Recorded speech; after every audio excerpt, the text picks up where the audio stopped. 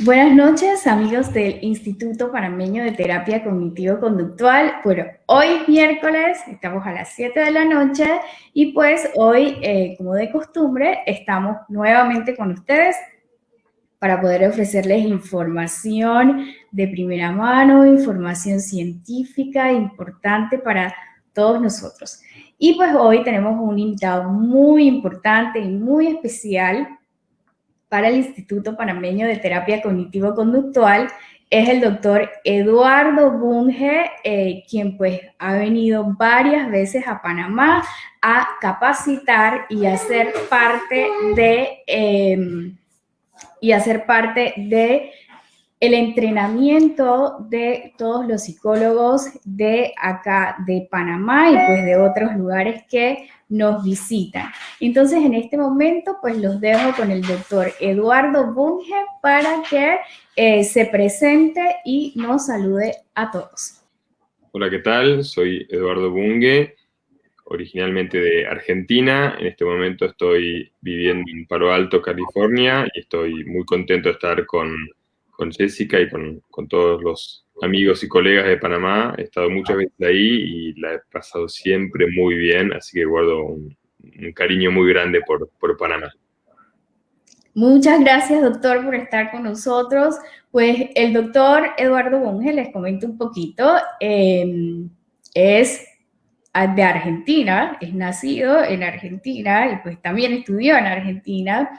Es actualmente el director del programa de doctorado en psicología y maestrías psicológicas de la Universidad de Palo Alto en San Francisco, California. Actualmente también dirige el Laboratorio de Investigación de Psicoterapia y Tecnología para niños y adolescentes. También fue director y fundador de la Fundación de Terapia Cognitiva con Niños y Adolescentes ETSI en Buenos Aires, Argentina, y también pues ha sido autor de múltiples libros que nosotros pues estamos muy contentos de poder tenerlos. De hecho, en estos días, bueno, no días, meses pasados, al equipo con el que yo trabajo, le muestro y les digo como que ustedes tienen este manual. Entonces fue así como si mostrara un chocolate muy rico, como que, ¡ay, ese lo quiero! ¿Sabes? Entonces, pues un poquito para mostrarles cómo es y de qué se trata, pues todo lo que ha escrito el doctor Eduardo Bunge, que han sido pues aportes muy importantes a la psicología, entre ellos aportes técnicos como el manual de terapia cognitivo-comportamental para niños y adolescentes, sesiones de psicoterapia con niños y adolescentes, aciertos y errores, y estrategias de terapia cognitiva conductual para niños y adolescentes ansiosos y deprimidos. Pues esta noche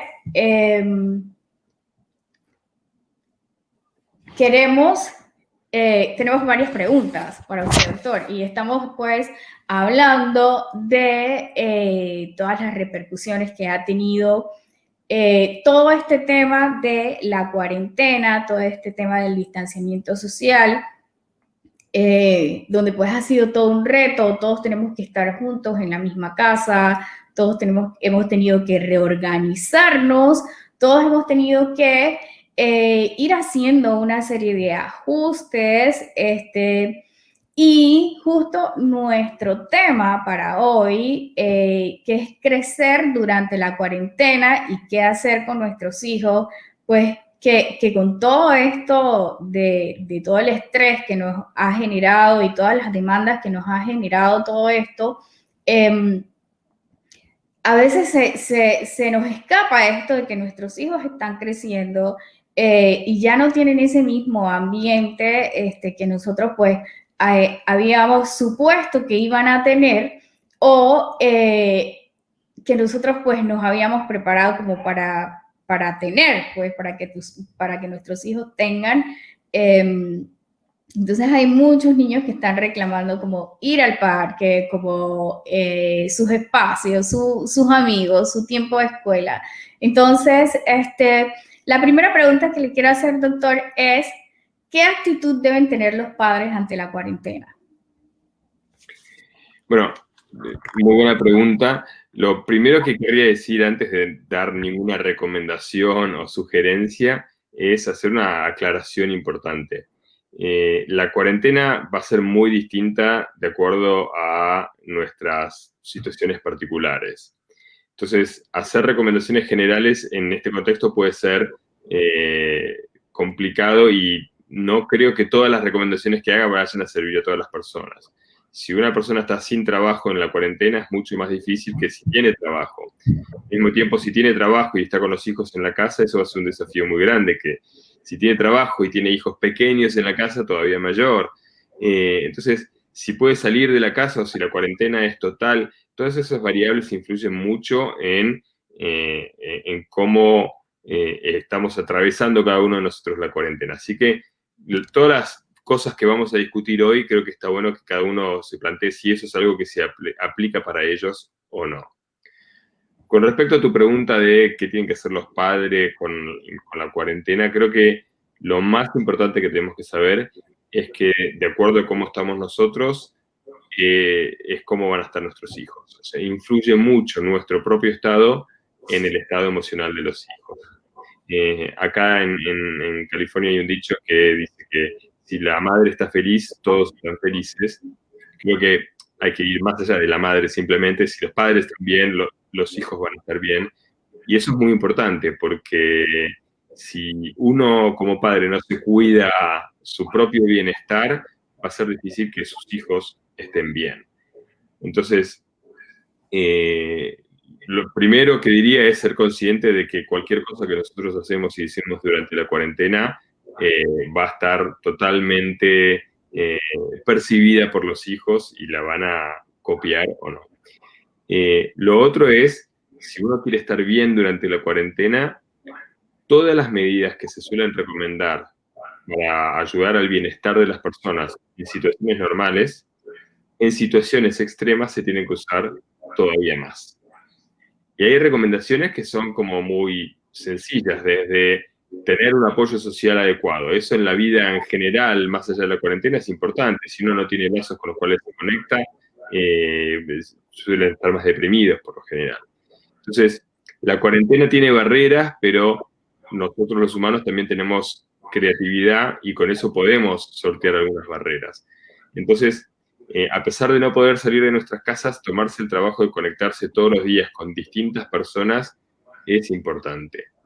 Entonces, uno de los factores que ayuda al bienestar es el apoyo social. Entonces, eso no tenemos que perderlo por estar en cuarentena.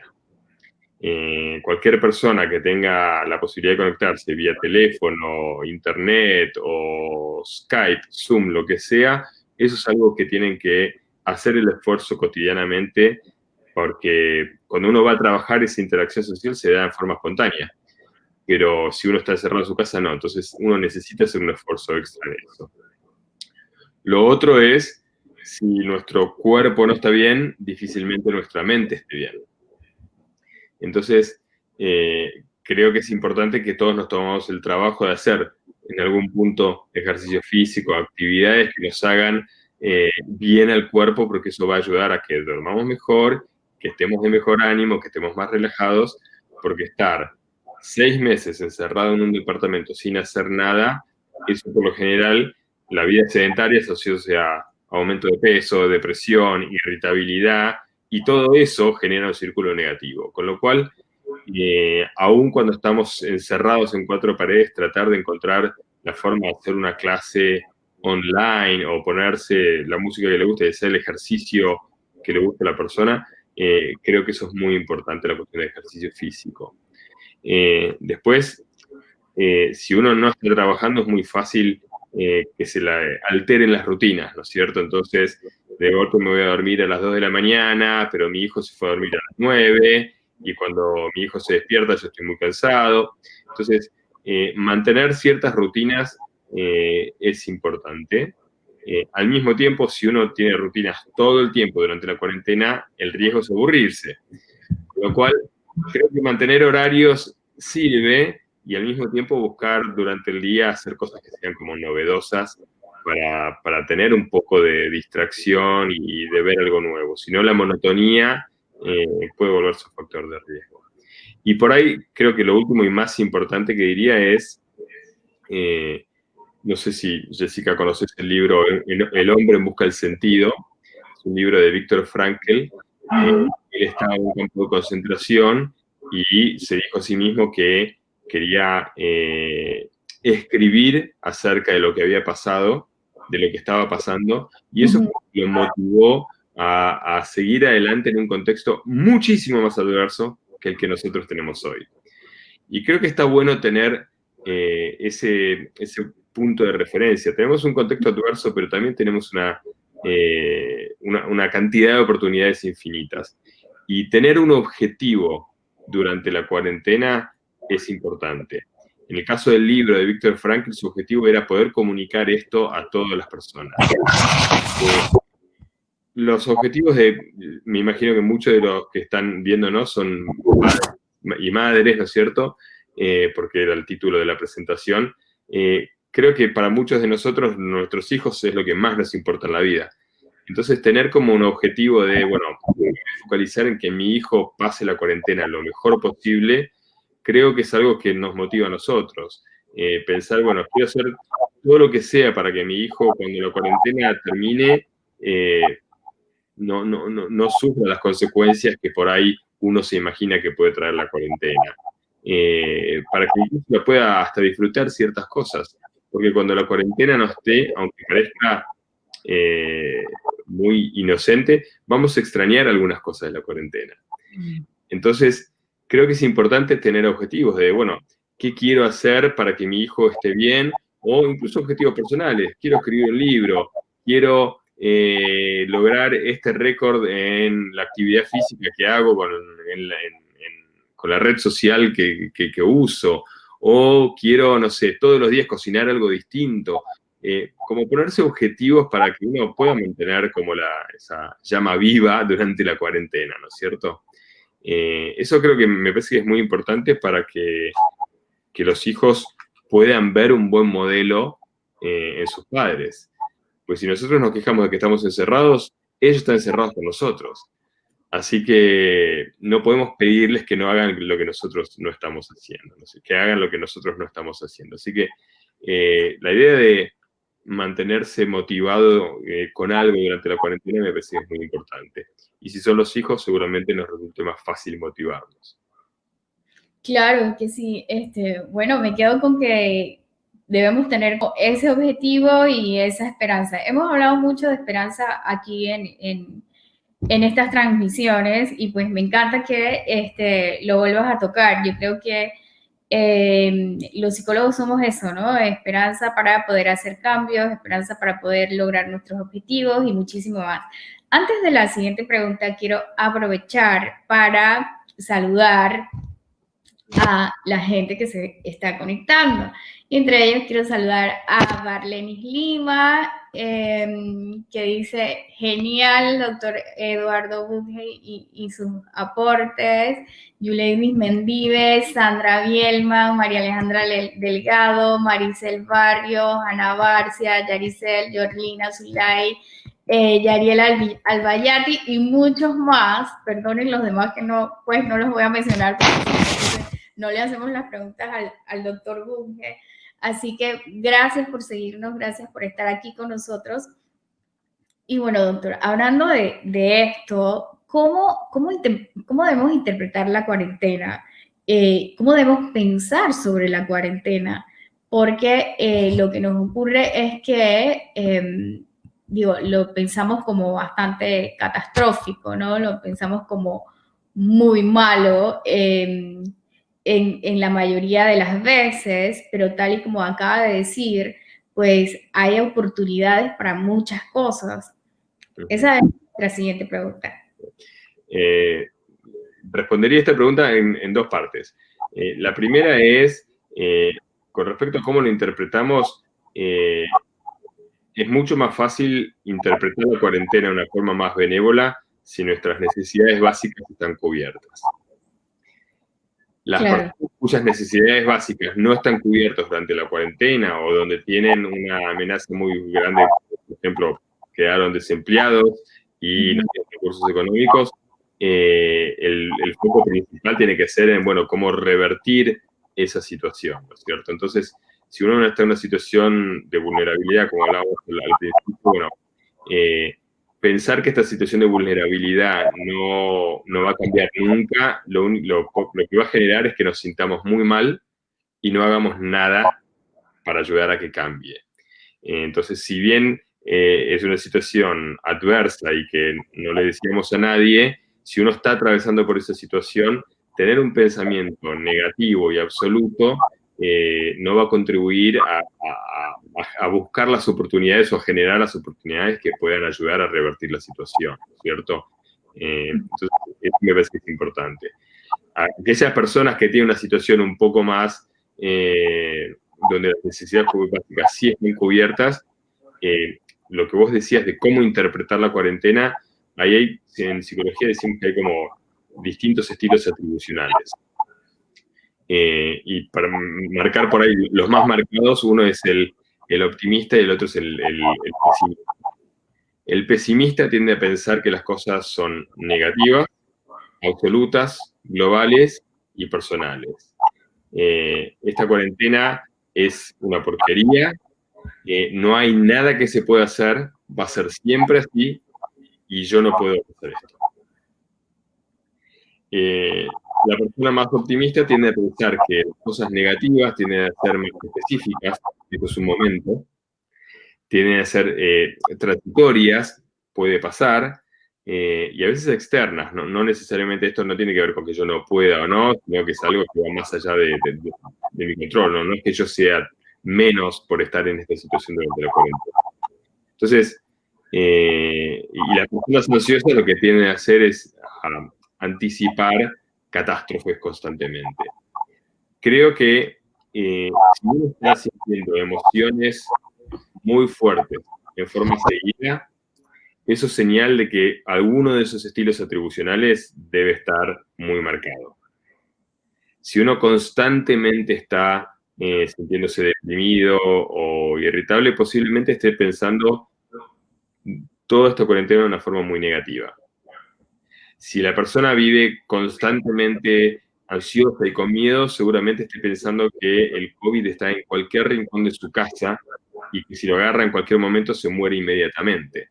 Entonces, en esos momentos creo que es bueno que uno se tome el ejercicio de decir, bueno, si estoy sintiendo esto de una manera muy intensa, a ver, ¿cómo lo estoy interpretando esto? ¿Qué cosas estoy pensando? Para poner un par de ejemplos concretos, supongamos que alguien tiene una tendencia más a deprimirse y piensa que la cuarentena es lo peor que le pasó en la vida, que esto es un desastre y que no se va a salir nunca más de esto. Obviamente, si uno tiene esa forma de pensar, se va a sentir muy mal. Y si se siente mal, esa forma de pensar se refuerza también. Y si se siente mal y tiene esa forma de pensar, posiblemente no haga nada. Y eso ayuda a confirmar esa visión.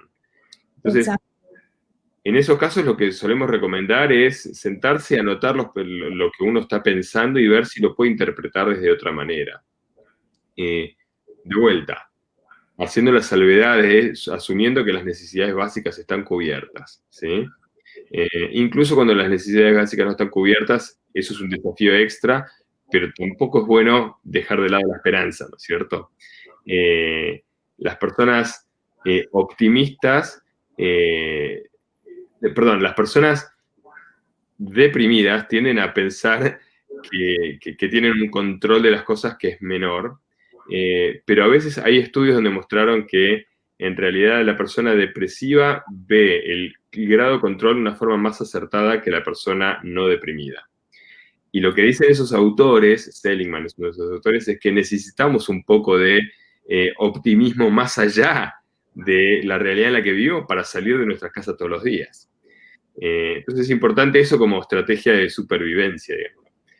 Ahora, si uno supone, teniendo las necesidades básicas satisfechas, que esto es lo peor que le pasó en la vida, podemos empezar a pensar la cantidad de ejemplos de situaciones, de personas que hubo en situaciones más adversas, que nosotros por ahí tendemos a admirar, como por ejemplo, a mí se me ocurren los ejemplos de Nelson Mandela, que estuvo preso 27 años, los mineros en Chile, Víctor Frankl, que mencionábamos recién, de cuánta gente hay en situaciones todavía mucho más complicadas. Incluso gente con todos los recursos económicos puede estar sintiéndose muy mal y por ahí la realidad que tiene esa persona es mejor que la de muchas personas sin la cuarentena.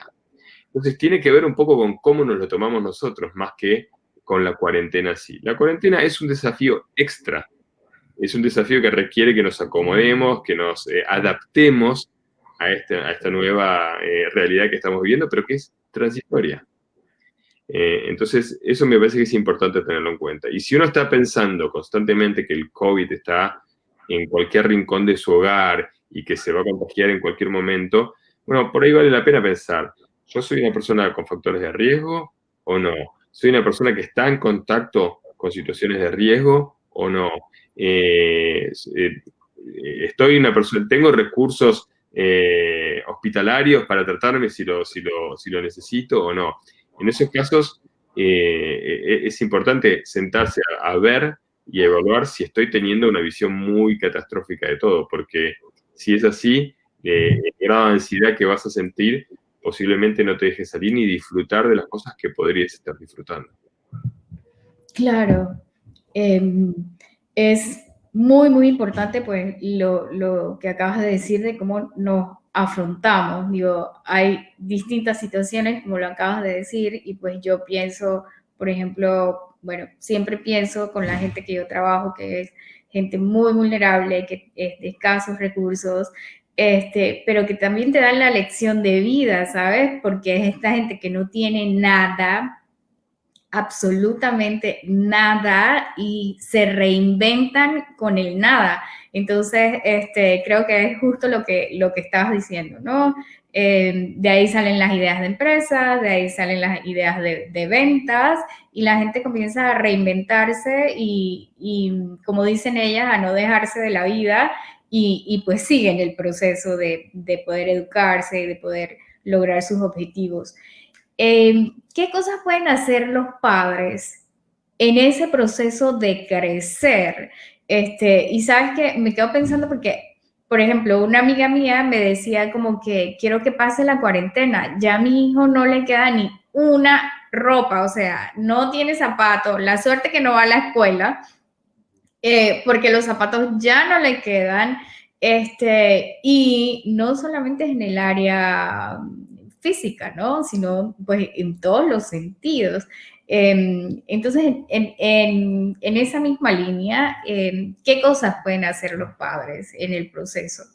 Bueno, creo que los padres está bueno que tengan en cuenta que las recomendaciones que dijimos al inicio, para ellos también se aplican para los chicos, para sus niños, sus hijos. Entonces, para los niños la parte social es muy importante. Algo que seguramente todos estemos extrañando los que tenemos hijos en edad escolar es que no están yendo a la escuela y no están socializando con sus amigos, que obviamente nos parte el alma porque los veíamos disfrutar mucho cuando hacían eso, y es raro escuchar a los chicos diciendo quiero ir a la escuela, porque por lo general no es así. Pero bueno, que tengan la posibilidad de conectarse con amigos es importante. Y así como decía, el adulto espontáneamente conecta con las personas en el trabajo y el niño conecta espontáneamente en la escuela, ahora que no lo tenemos, el adulto tiene que hacer el esfuerzo por conectarse con otras personas y el adulto tiene que hacer el esfuerzo para que su hijo se pueda conectar con otras personas también. O sea, la parte social de los hijos, que nosotros podamos arreglarles las reuniones vía Facebook, FaceTime, Skype, Zoom, WhatsApp o lo que sea, eso los va a ayudar a los chicos. Que algunas personas pueden tener encuentros al aire libre y bueno, podemos aprovechar de eso con las medidas de seguridad correspondientes y siempre y cuando el niño no esté en una condición extra de riesgo, que no tenga ninguna condición física, etcétera, poder salir y compartir un espacio abierto con otros chicos, los va a ayudar. Ese es uno de los aspectos que me parece que es importante y los padres tienen que tener ese esfuerzo. Los chicos por lo general manejan la tecnología muy rápido, con lo cual si uno le enseña a usar Zoom o el teléfono para hacer llamadas, videollamadas a otras personas y uno consigue los contactos de FaceTime o de Zoom o de la plataforma que sea, de los amigos del hijo, el hijo entonces va a tener la facilidad de conectarse por ellos mismos, ¿no es cierto? Hay una aplicación que se llama Messenger Kids, que es para niños, donde los chicos se pueden comunicar entre ellos. Y eso, por ahí tiempo atrás yo estaba esperando un poco más para que mis hijos tuvieran acceso a eso. Pero dadas las condiciones, hoy se conectan con muchos amigos y agradezco que tienen eso y lo disfrutan. Y se empezaron a mandar mensajes de texto cuando antes ni siquiera escribían en el teléfono. Entonces, creo que esa parte social es un aspecto muy importante para que nuestros hijos estén bien durante la cuarentena. Después, la cuestión de actividad física también. Si para el adulto la actividad física es importante, para los hijos que tienen un nivel de energía por lo general un poco mayor que la nuestra, también. Entonces, aquellas personas que pueden salir de sus casas, tengo entendido que en Panamá, en las provincias, pueden salir, aprovechenlo. Aquellas personas que no pueden salir de sus casas, tenemos que no dejar de perder la creatividad y buscar formas de hacerlo. Hay videojuegos que incluyen actividad física. El tenis hay unos donde bailás, el soccer, o donde juegas al soccer, me sale acá la versión estadounidense, el fútbol. Pero videojuegos que impliquen movimiento, eso es importante. Y si no, actividades poniéndose, no sé, música o clases por YouTube, donde los chicos puedan conectarse, es importante. Después hay cuestiones donde uno va a estar el día entero cerrado con los hijos en la casa. Y se puede volver tenso por momentos, ¿no es cierto? Entonces, por ahí tener ciertas rutinas es importante para el chico. Pensemos que cuando no hay cuarentena, el niño va a la escuela de 8 de la mañana a 3 de la tarde todos los días. Y eso nosotros padres nos ayuda, a ellos también. Bueno, de la misma forma tenemos que tener ciertas rutinas, que los chicos se despierten a un horario similar, se acuesten a un horario similar, va a hacer que estén bien descansados durante el día, va a hacer que estén, que más o menos su cuerpo ya se empiece a dormir a tal hora. Si de golpe un día pretendemos que se acuesten a las 8 de la noche, al día siguiente se acuestan a las 11 de la noche, al día siguiente su cuerpo no va a saber a qué hora dormir, y el chico no va a saber también cuándo se tiene que ir a dormir, y va a esperar que lo dejen quedarse despierto hasta las 11. Entonces, cuando le digamos no, a las 8, el chico no puede responder mal. Digamos que cuando uno es consistente con, por ejemplo, manejo de horarios, los chicos se acostumbran, se acomodan, y a uno como padre le resulta más fácil y tiene menos batallas. Entonces, eso me parece un aspecto importante. Ahora, como les dije, es importante tener rutinas, pero también hagamos algo novedoso, ¿no es cierto? Pues si no nos aburrimos. Con los chicos también.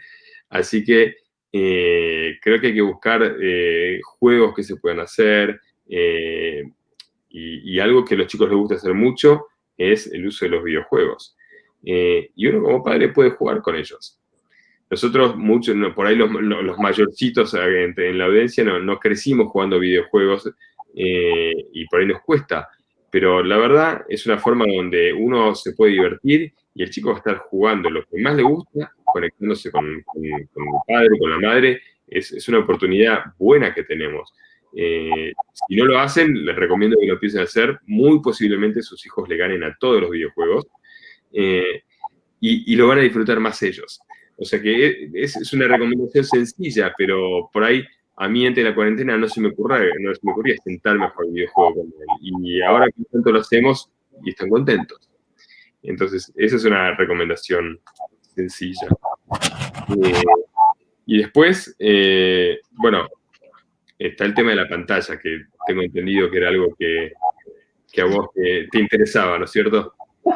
Bueno, sí, me interesa mucho y quiero decirte que a unas amigas y colegas también. porque están en la misma situación que yo. Digo, tengo que confesar acá que una de mis grandes preocupaciones es el tiempo del niño en pantalla. Mi hijo tiene 8 años y pues el pobre le tengo una estructura, por decirlo de alguna manera, pero él da clases todo el día, de 8 a 2 de la tarde, y a mí pues me causa, ¿sabes? Un poco de reacción cuando me dice, reacción pues que no muestro, o trato de no mostrar, cuando me dice, mamá, quiero seguir jugando, ¿sabes? Y aparte pues la tutoría de la escuela también es por la computadora, entonces lo que hago es restringirle también la televisión, y si entonces me quiere agarrar el celular, entonces también pienso como que no está en horario porque ya viste demasiado.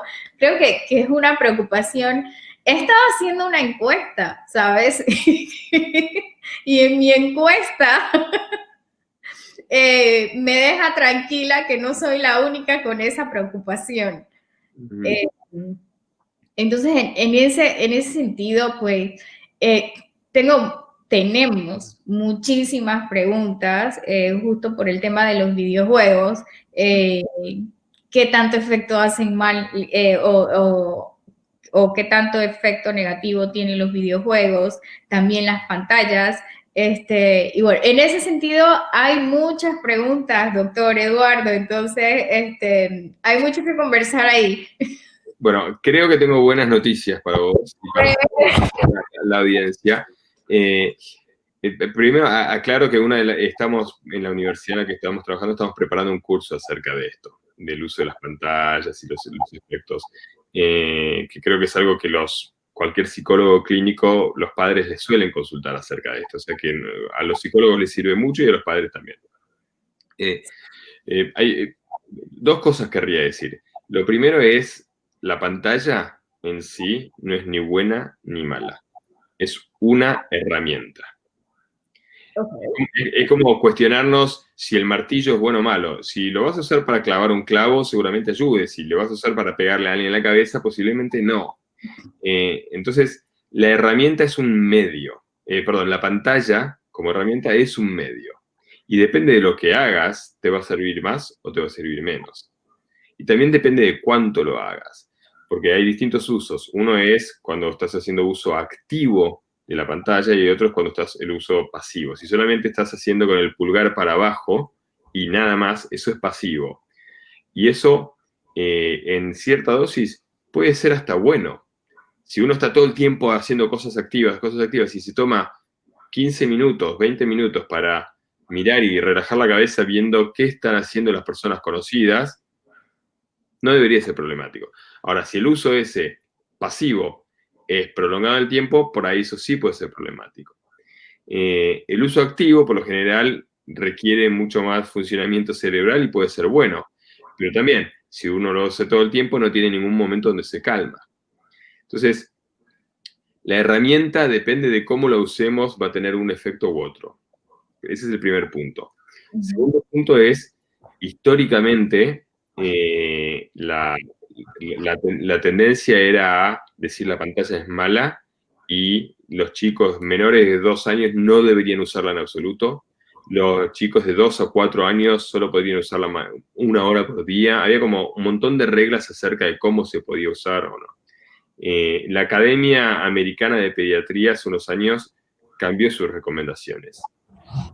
Y se dieron cuenta de que en realidad la pantalla en sí son tantas las cosas que se pueden hacer a través de la pantalla que depende de qué estamos haciendo. Entonces...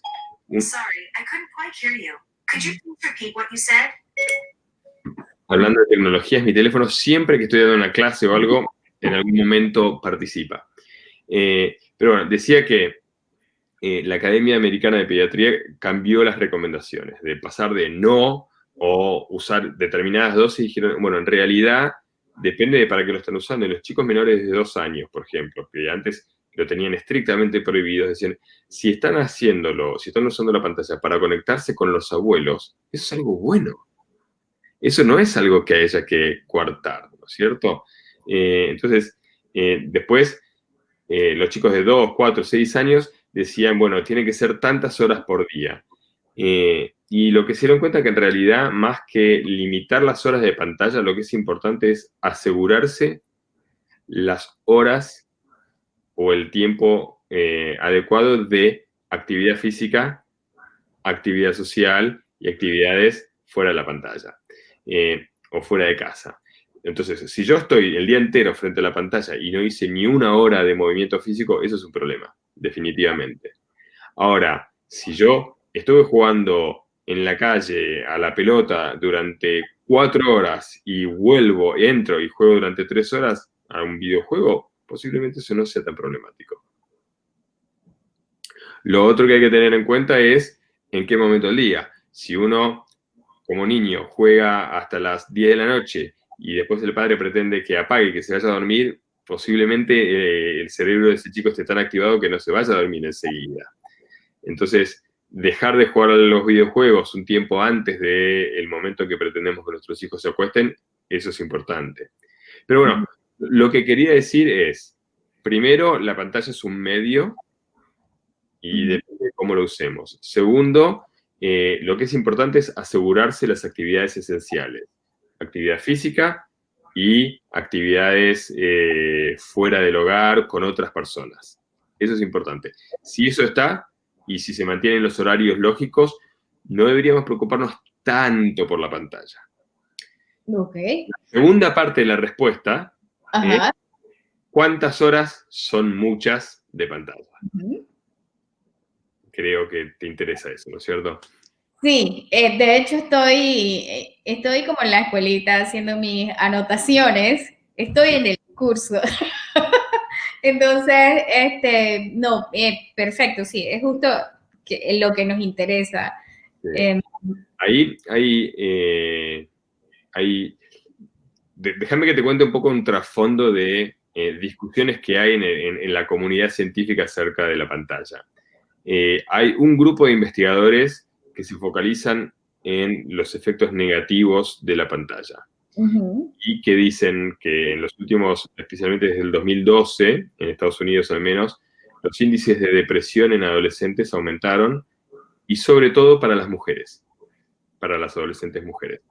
Y dicen que la explicación a ese aumento de la depresión tiene que ver con el aumento del uso de la pantalla.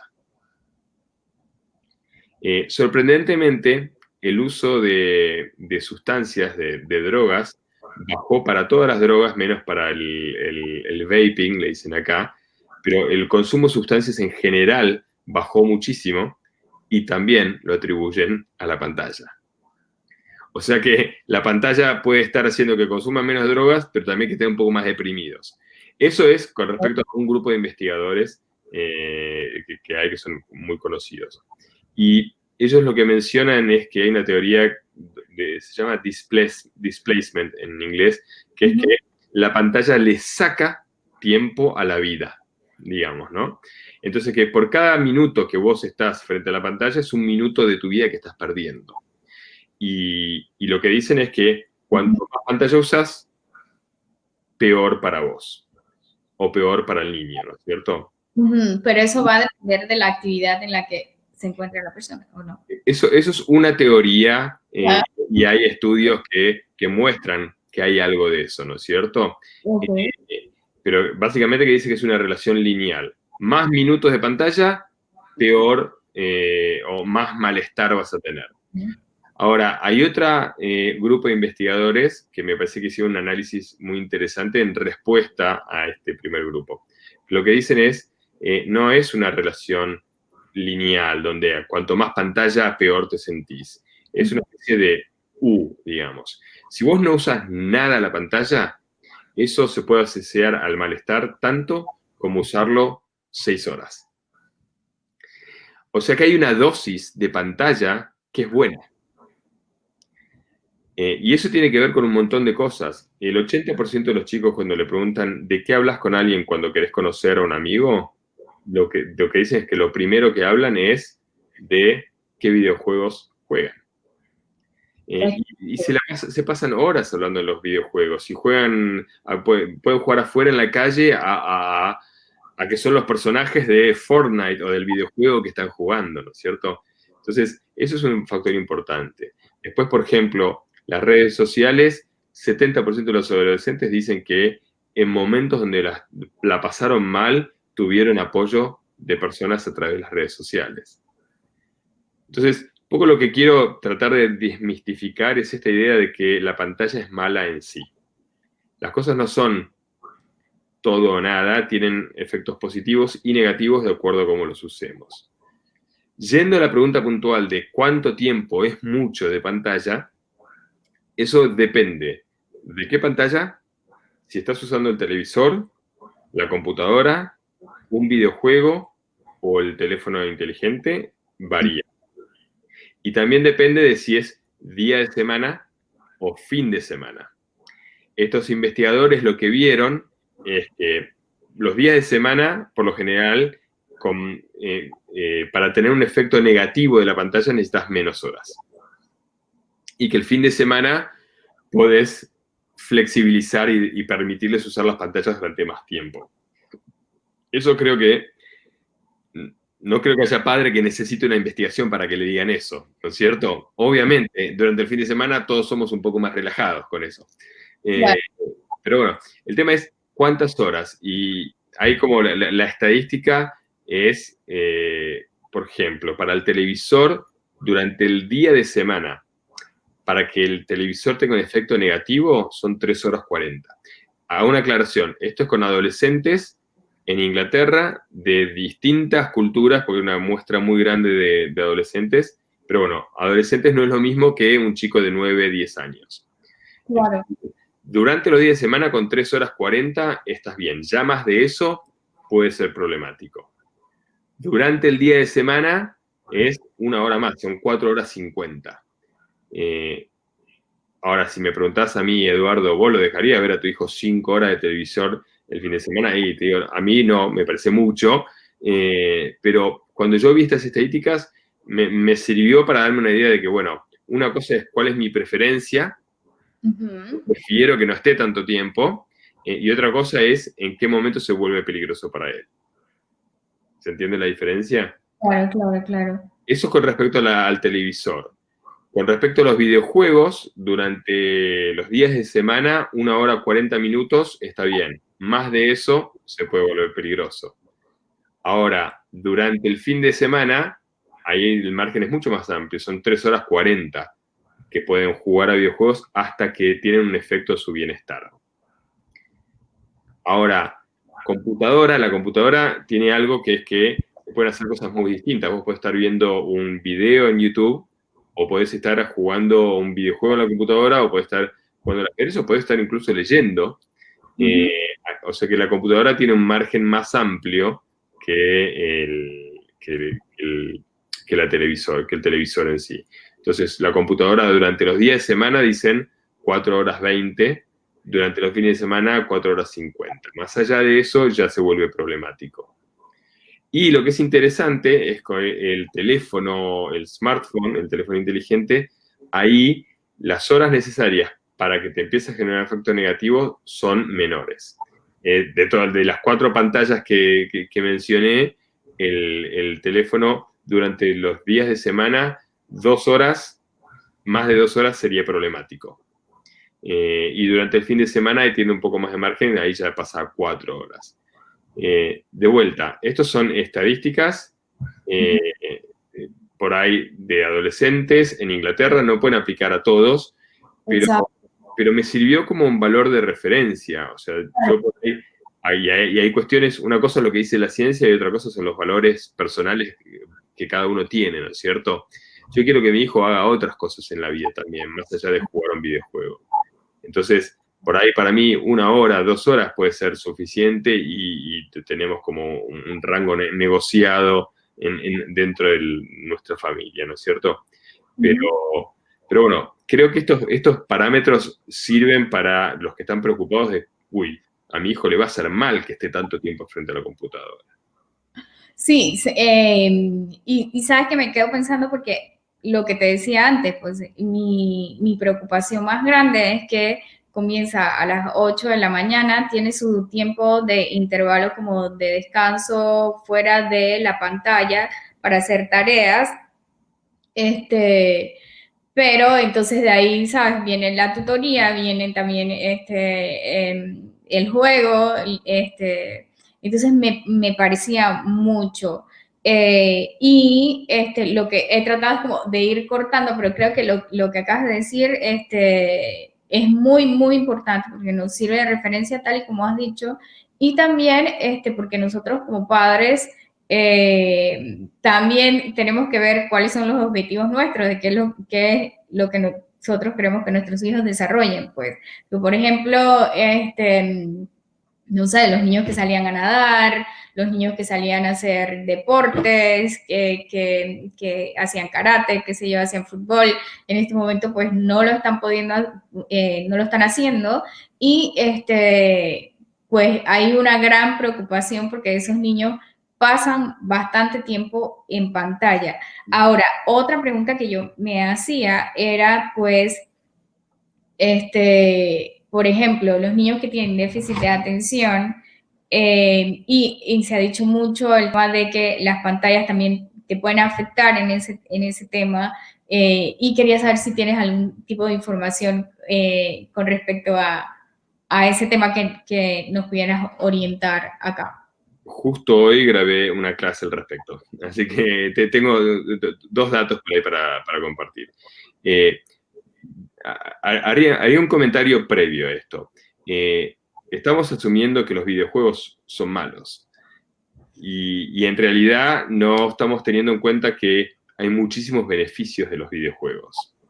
Hoy los videojuegos se usan a veces para entrenar a personas a hacer cirugías, para manejar maquinaria robótica muy sofisticada. Entonces, los chicos van a vivir en un mundo digital en su futuro. Entonces, que estén en contacto con los juegos digitales me parece que es importante. Pero con respecto al déficit de atención en general, algo de lo que hay que cuidarse es que si tienden a ser más impulsivos, ¿sí? Es uno de los criterios diagnósticos, ¿no es cierto? Con lo cual el sistema de refuerzo se les va a activar más cuando estén jugando y frenar ese impulso les va a costar un poco más. Con lo cual, moderar el juego y tener rutinas donde el chico sepa que, no sé, tiene un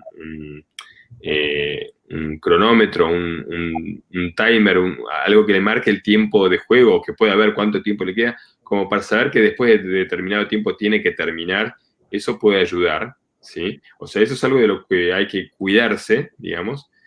Ahora, la clase que preparé hoy es específicamente un juego que se llama Endeavor, que es un videojuego, es el primer videojuego que hace. La semana pasada la FDA, que es la agencia que regula toda la cuestión de alimentos y de drogas farmacéuticas, ¿no es cierto?, en Estados Unidos, es el primer videojuego que se aprueba para mejorar la atención en chicos con déficit de atención. Y lo que mostraron es un artículo que se publicó en The Lancet, que es una de las revistas científicas más prestigiosas que hay en el mundo. El estudio lo que mostró es que mediante este juego que simula actividades que se suelen hacer en entrenamientos de atención, hay una actividad que se llama Go, No Go, donde los chicos tienen que saber si frenan el impulso o no, o tienen que cumplir un objetivo y tienen distractores y tienen que mantener el foco sin dejarse distraer por esas cuestiones. Bueno, estos eran chicos de 8 a 12 años que jugaron 25 minutos por día durante 5 días a la semana, durante 4 semanas, es decir, 100 veces en un mes, y vieron que en la capacidad atencional hubo mejoras que otros chicos que jugaban a una cuestión digital que no era este juego específicamente, que era el grupo control, no lo tuvieron. Esto es interesante porque estamos hablando de chicos con déficit de atención que se beneficiaron más que jugando a otro juego o que haciendo una actividad inespecífica. Con lo cual, de vuelta, no es que los videojuegos son malos. Si vos jugás el día entero el videojuego, sí, por supuesto. Ahora no jugar te vas a perder la oportunidad de aprender un montón de habilidades que son importantes. En este caso es focalizar la atención y tener cierto control cognitivo. Pero hay ciertas funciones ejecutivas, digamos, ciertas como habilidades que tiene nuestra cabeza que se entrenan con esto. La capacidad de variar el foco de atención muy rápido de un lado al otro. La capacidad de, no sé, cuando juegan al Mario Kart, que tienen que manejar en forma invertida, que implica tomar una perspectiva diferente e invertir en tu cabeza el sistema de comando. Eso es algo que por ahí matemática, física, química en la escuela no te lo pueden dar nunca. Al menos como nos lo enseñaron a nosotros, que era en un manual estático sin ningún tipo de desafío de ese tipo, ¿no es cierto? Entonces, no se trata de tener miedo al videojuego en sí. Si los chicos lo juegan mucho, posiblemente es porque les gusta mucho. Que les guste es algo bueno en sí. A ver, si vas a jugar a las 3 de la mañana y tenés 9 años, y yo te diría, hay algo que no está bien ahí. Pero jugar 2 horas por día, y sobre todo si jugás con otros compañeros. Claro. Sobre todo si jugás con otros compañeros, es la oportunidad esencial que tienen ellos para socializar en estos días. Entonces, que sus chicos puedan jugar juegos en red con los compañeros de la escuela, es algo, voy a hablar de mi hijo en puntual, es de las cosas que más disfruta durante la cuarentena. Es el momento donde puedo jugar con mis amigos ahora, está esperando ese momento del día. Y bueno, porque juegan al videojuego, comparten un tiempo entre ellos, comentan, están socializando, y lo que tenemos que pensar es que cuando nosotros éramos jóvenes y teníamos nuestra caja de juguetes, bueno, esa era la tecnología que había en su momento. Hoy los chicos tienen esta caja de juguete que por ahí no tiene la profundidad que tenía la caja nuestra, es una vez más como un cuadrado, digamos, pero tienen acceso a la cantidad de juegos digitales que nosotros no teníamos y les va a entrenar otras habilidades. Claro, digo, a mí, por ejemplo, me deja muy aliviada lo que estás compartiendo. Y bueno, estoy súper de acuerdo con todos los comentarios que están diciendo acá. Excelente, esto lo necesitamos de urgencia porque es lo que los padres consultan. Enhorabuena, todas las recomendaciones y la información. Yo creo que pues sí, ¿no? Y este tema, pues, que nos acabas de decir, a mí me parece súper importante porque de hecho, pongo de ejemplo a mi hijo, él juega a las 5 de la tarde y todo el día él se la pasa esperando a las 5 de la tarde para poder conectarse con sus amigos. Entonces, creo que la tecnología también ha traído muchas cosas buenas, como dices, que se puedan conectar, saben armar todo su juego, ¿sabes? Invitar a todo el mundo y pues se conectan niñas y niños, que me parece súper importante que también jueguen, ¿no? A ese papel. En estos días me dio mucha risa porque el niño le dice como a otra niña, ¿qué tal si tú eres mi mamá en el juego? Y ella dice, no, yo soy de tu edad, no puedo ser tu mamá, ¿sabes? Entonces, todas esas cosas las van a ir aprendiendo. Pero me quedo pensando, ¿sabes? En los juegos estos, que pues a muchos padres los dejan aterrorizados. Por ejemplo, hay una persona que me decía a mí, no puedo ver a Piggy con el bate en la mano, porque lo que estoy pensando es que en qué se va a convertir mi hijo si, o sea, ve y juega Piggy lo va correteando, ¿no? O Hello Neighbor, que tiene a los niños encerrados y no sabes, los padres tenemos muchas preocupaciones de qué es lo que realmente está pasando en esos juegos. Ahí hay varias recomendaciones para tener en cuenta y eso también forma parte del curso que estamos armando. Lo primero es, hay sistemas de rating de los videojuegos para saber qué juegos se recomiendan para los chicos de qué edad. Entonces, eso es importante poder mirarlos, están por lo general en la cara puesta del videojuego, para darnos una referencia, si son para chicos menores de 10 años o no. y hay un rating que es más europeo, que es un poco más estricto, y otro que es el europeo, que es un poco más americano, que es un poco más laxo. Ese es el primer punto de referencia para tener en cuenta. Después son los videojuegos violentos, generan niños violentos, y ahí de vuelta tenemos dos grupos de investigadores que se pelean entre ellos. Los primeros estudios que veíamos es que el videojuego violento sí genera más conducta violenta. Y hubo muchísimos estudios publicados con eso. Lo que se suele decir es, no es tan sencillo la ecuación. Porque, y esto lo podemos pensar, nosotros de chicos no jugábamos videojuegos violentos, pero por ahí jugábamos a la guerra, y yo agarraba una ramita de un árbol y era la escopeta con la cual le disparaba a todos, y sin embargo nunca hice nada violento, ¿no es cierto? Por supuesto es un único caso, pero lo que se dice es que por ahí estos videojuegos sí tienen un efecto de donde los chicos se habitúan a imágenes violentas y no responden tanto. O por ahí pueden tener más pensamientos violentos, pero de ahí a tener conducta delictiva o a cometer agresiones físicas, hay un salto importante. No es tan clara esa relación. Después lo que pasó es que otro grupo de investigadores que seguramente les gustaba jugar los videojuegos empezaron a cuestionar estos estudios. Y algo muy interesante que pasó es que se dieron cuenta que hay un sesgo en las publicaciones. Si yo mando un artículo a publicar a una revista científica donde digo que hice un experimento y que no hubo diferencias, eso por lo general no se publica. Entonces publican los artículos donde se mostró que el videojuego sí genera una diferencia. Y hubo muchísimos artículos donde se veía que no había diferencias que no fueron publicados. Se llama sesgo de publicación. Eso es uno de los aspectos. Y después una teoría que me resultó fascinante es que tal vez no es tanto el contenido violento del videojuego o no lo que importa, lo que genera conducta violenta o agresiva, sino la competencia. Y esto es interesante pensarlo. En Argentina, durante toda mi infancia y adolescencia, jugábamos al fútbol. Y que hubiera peleas físicas era la norma durante los partidos, ¿no es cierto? Más que la excepción. Jugar al fútbol no tiene nada de contenido violento, pero la competencia despertaba estas ganas de pegarle al rival cuando te sacaba la pelota, en muchos. Yo fui siempre pacífico.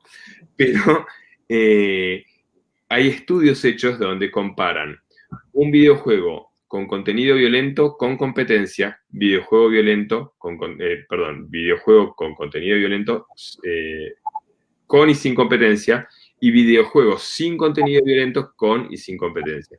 Y lo que vieron es que la competencia era lo que generaba por ahí esta frustración y conductas más agresivas y violentas en los chicos. O sea que eso es interesante para tenerlo en cuenta. Y una tercera cosa para tener en cuenta es, a mí la idea de Piggy pegándole con el bate, como decías vos, no es algo que me gustaría que mi hijo mire, vea o juegue por una cuestión de valores. Si hubiera un juego que fuera acerca de torturar a alguien, yo bajo ningún concepto se lo dejaría jugar a mi hijo porque es un valor incompatible conmigo. Ahora, si es matar zombies, que ni siquiera son seres vivos, digamos, o no sé cómo podemos clasificarlos, eso, bueno, por ahí no interfiere tanto en los valores de uno, ¿no es cierto? Yo preferiría que todos los videojuegos, en vez de matar personas, sean más como el paintball, donde tiran pelotitas de pintura y si te embocan, ya está, que estés descalificado, no hay necesidad de matar a las personas, ni siquiera en los videojuegos. Pero porque para mí la cuestión del pacifismo es un valor muy importante. O sea que creo que ahí hay que tener en cuenta los valores que uno quiere comunicar. Ahora, como decía hace un tiempo, una cosa es cuál es tu preferencia y otra cosa es cuándo es peligroso para tu hijo. Ver estos estudios donde te muestran que el contenido violento no es tan problemático, me bajó un poco la preocupación y me llevó a pensar, bueno, por ahí si juega alguna vez de vez en cuando este videojuego violento, no me debería escandalizar yo. Sí, voy a permitirle que juegue o no a determinados juegos de acuerdo a si son compatibles con los valores que yo quiero que mi hijo aprenda durante su crecimiento. Muy bueno, muy bueno. Y sí, pues tiene que ver, la alarma de los padres tiene que ver mucho con los valores en los que uno cree, pues, y en los que uno practica, que se asusta tanto, pues, por, porque el niño está jugando esto pues uno piensa como en las consecuencias un poquito más allá, ¿no? Ujú. Ahora, es un tema, doctor, poder decirle a los niños Que cómo, dejen de jugar. cómo hacer para que dejen de jugar. Eso, permitime que haga una aclaración. Yo voy a decir las recomendaciones. No significa que a mí me salgan bien, ¿sí? Pero creo que aún sabiendo todas las estrategias y haciéndolas a la perfección, tenemos que aceptar que hay cierto grado de cosas que escapan a nuestro control. Supongamos que después de todas las recomendaciones que yo les doy, lo hacen y su hijo no funciona, bueno, por ahí su hijo venía de jugar a la pelota durante 5 horas, no había comido bien, estaba con mucho sueño y cualquier cosa que hubiésemos hecho hubiese respondido mal. Entonces, no siempre todo depende de uno como padre, pero en este caso las recomendaciones son eh, la cuestión de mantener como cierta consistencia de poder jugar 1 hora, 2 horas, 3 horas, o 1 hora a la mañana, 1 hora a la tarde, 1 hora a la noche. O sea, cuanto uno más consistente es con eso, menos discusiones va a haber de mamá puedo jugar más, mamá puedo jugar más, mamá puedo jugar más. Porque ya sabe que esa es la norma. Entonces, si se quieren ahorrar discusiones y peleas, ser consistente con eso ayuda. Sí, ayuda, Después, ayuda mucho. lo otro es ser consistente con lo que uno dice. Si yo le digo a mi hijo que puede jugar 1 hora y después mi hijo juega 2 horas, al día siguiente cuando le diga puede jugar 1 hora, mi hijo va a especular con que por ahí puede jugar un poco más. Entonces, ser consistente con lo que le decimos, eso es importante. Algo que ayuda a muchas familias es ponerse unos timers, temporizadores, que regulen el tiempo, de hecho hay aplicaciones donde se les apaga el internet o la plataforma después de determinado tiempo. Uno como padre puede configurar esos controles. Entonces, ahí ya directamente te saca de la discusión. Es la hora que estamos. Eso puede generar otros problemas. Por ahí termina justo en el momento que él lo estaba más disfrutando y vos por ahí hubieses dejado 10 minutos más. O sea que nada es perfecto. Pero en nuestro caso, por ejemplo, los chicos se ponen una alarma con el teléfono o con Alexa y a la hora, cuando suena, ya saben que ellos tienen que cortar. O sea que eso ayuda. Lo otro es cómo les pedimos. Te puedo dar la mejor indicación de cómo fallar para cuando le pedimos a nuestros hijos que dejen de jugar. Y esta es una escena que todos los padres suelen coincidir con que pasa sistemáticamente. Si uno está cocinando lejos del hijo y el hijo está frente a la pantalla jugando sumamente excitado y desde la cocina le grita, deja de jugar, posiblemente el chico diga, ya va. Y ese ya va significa sigo jugando. Con lo cual a los 5 minutos uno va a volver a decir, deja de jugar, y el chico dice, ya va, y va a seguir jugando. Con lo cual el chico aprende que el ya va lo deja jugar 5 o 10 minutos más. Entonces, lo que suele pasar de muchas veces que les decimos desde la cocina, deja de jugar o desde lejos, y el chico no responde, llega a un punto donde uno se enoja como padre, va y le desconecta la computadora. Y el chico llora y te dice, sos el peor padre del mundo. Hay que evitar repetir la indicación muchas veces. Si la estás repitiendo 2 o 3 veces, hay algo que posiblemente estés haciendo mal. Entonces, dar la indicación a la distancia es la mejor forma de fracasar.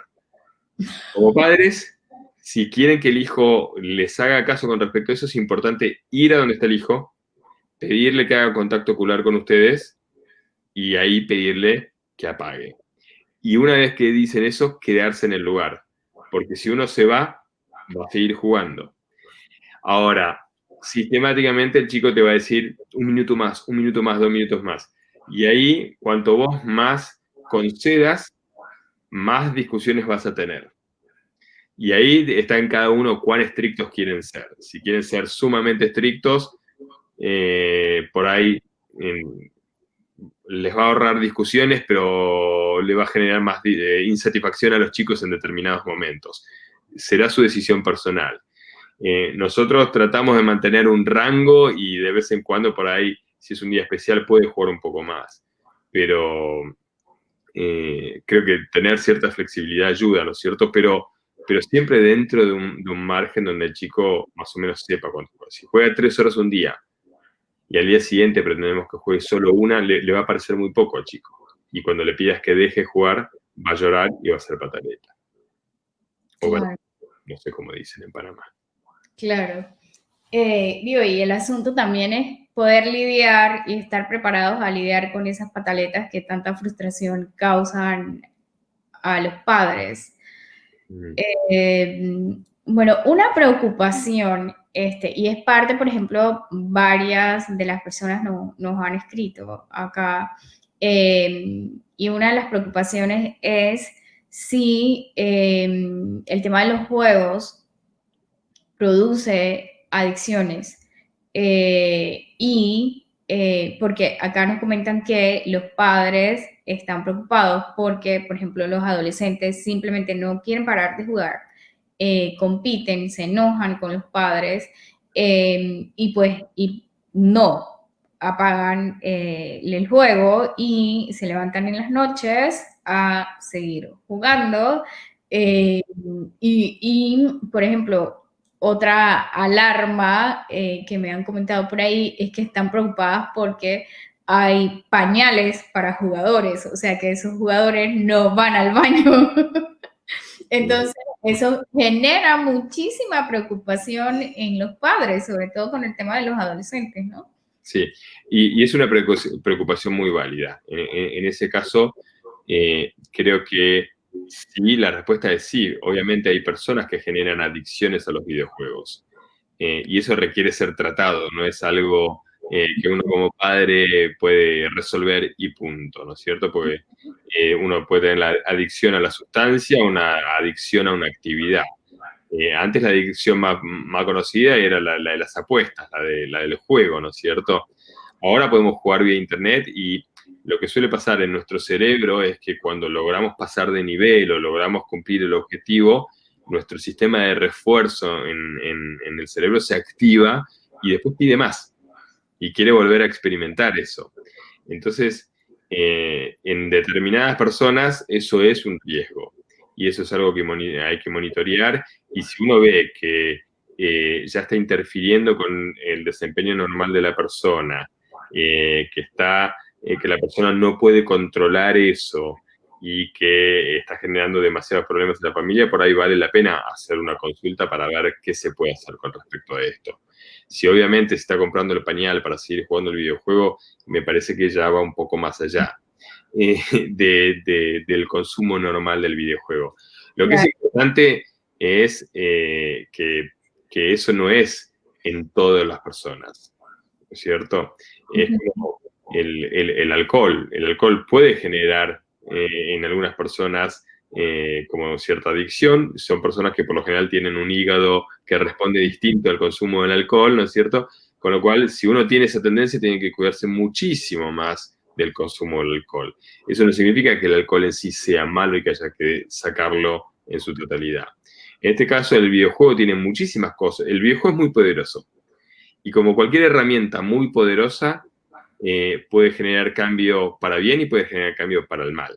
Entonces, si su hijo está dejando de comer por jugar al videojuego, si está interfiriendo, si se despierta a las 2 de la mañana para ir a jugar y no lo puede controlar, y yo creo que vale la pena hacer ciertas consultas en este caso. Claro.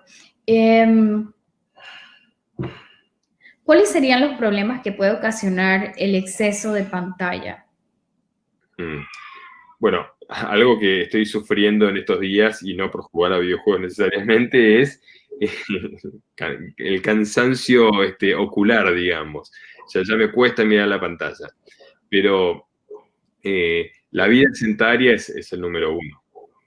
Y cuando uno tiene vida sedentaria, no hace ejercicio físico, puede aumentar de peso y no hacer ejercicio físico y haber aumentado de peso hace que se incremente la actividad sedentaria, que tengan menos ganas de salir. Y eso es problemático. Lo otro es que interfiere con el sueño. Se recomienda no jugar en la cama, se recomienda no jugar antes de irse a dormir, porque la luz de la pantalla activa el cerebro. Tampoco se recomienda ver tele antes de dormir. Hay gente que supone que la tele lo ayuda a dormirse. No, se duerme a pesar de la tele.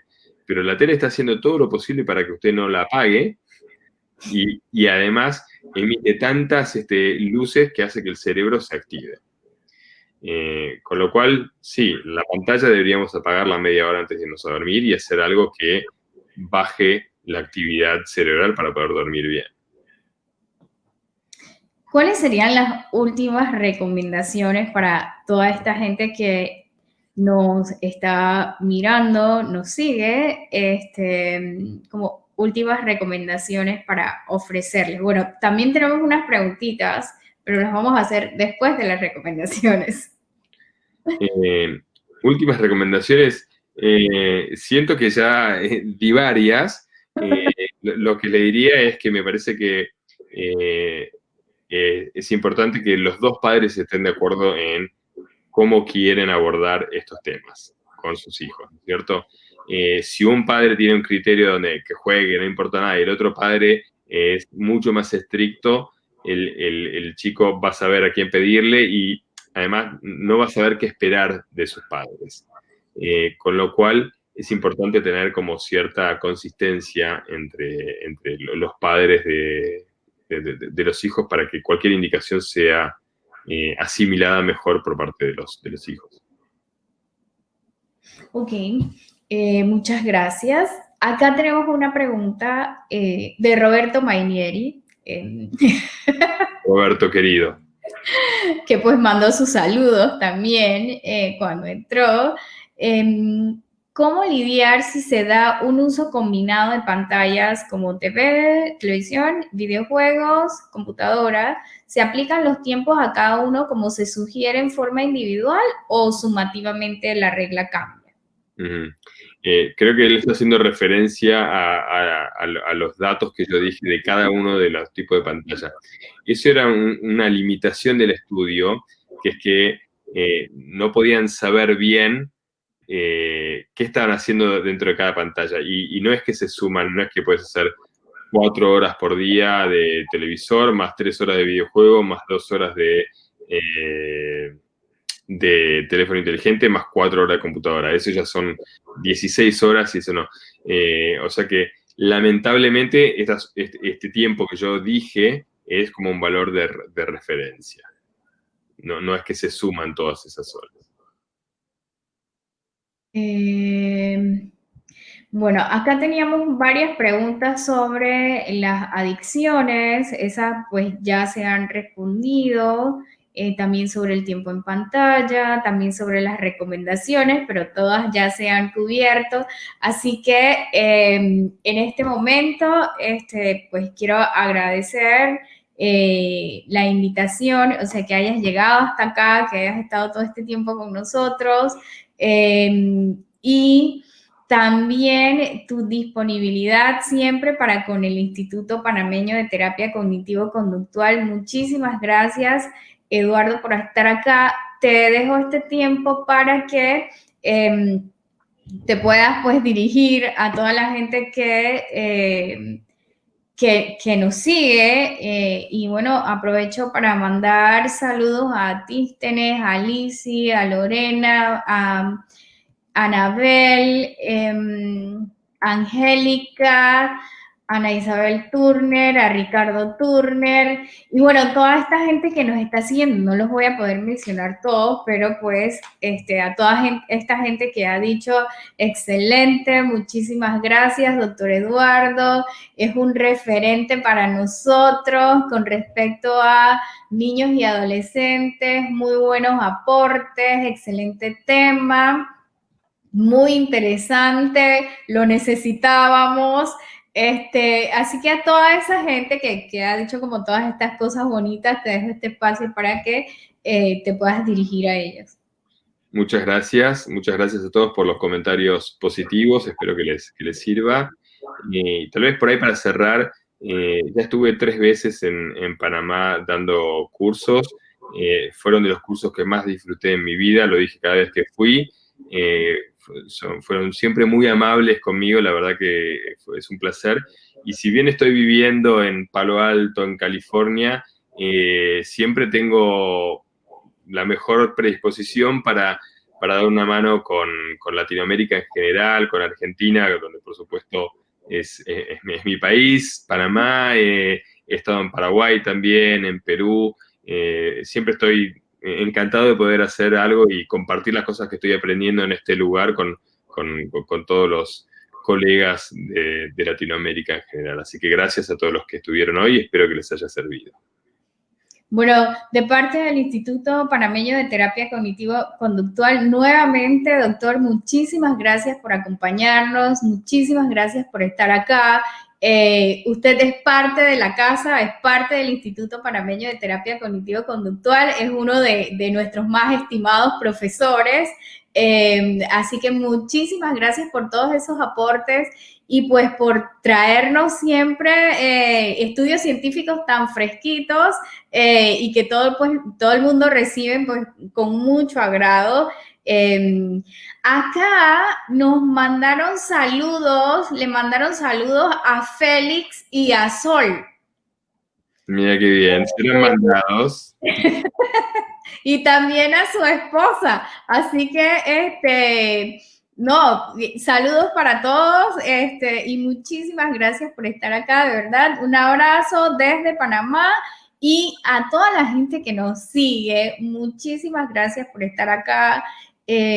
Muchísimas gracias por estar todos los miércoles al pendiente, por sus preguntas, por compartir. Recuerden que esta es pues una labor muy importante por parte del Instituto Panameño de Terapia Cognitiva Conductual en términos de psicoeducación a la población, así que muchísimas gracias por compartirlo, a los psicólogos con sus pacientes, a los padres por aplicarlo y pues nosotros estamos acá con mucho agrado para poder apoyarlos y ofrecerles información científica de primera mano. Muchísimas gracias, feliz noche a todos. Saludos.